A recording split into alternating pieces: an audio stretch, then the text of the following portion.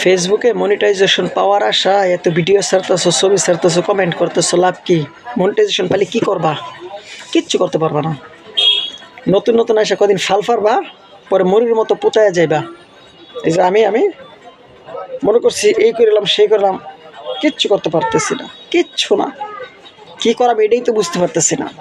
বিষয়টা এরকম হয়েছে যে স্বপ্নে দেখতেছি যে 10 লাখ টাকা পাবো, এখন স্বপ্নে ভাবতেছি 10 লাখ টাকা দিয়ে কি করব ভাবতে ভাবতে সকাল হয়ে গেছে। বিষয়টা এরকম। মনিটাইজেশনের জন্য খুব চেষ্টা করে মনিটাইজেশন পাইছি, পাওয়ার পরে এখন ভাবতেছি কি করাবো। খোদাই সময় নষ্ট করছি, কোনো লাভ নাই। তার থেকে বরং নিজের কাজের দিকে মনোযোগ দাও। এসব কাজ হয় না, কোনো লাভ নাই। এই যে 500 ভিউ, 300 ভিউ, 200 ভিউ, 100 ভিউ, এটা ভিউ লইয়া তো ফালাফালি, খুব ফালাফালি করছিলাম, বিনিময় রেজাল্ট জিরো, লাভ নাই।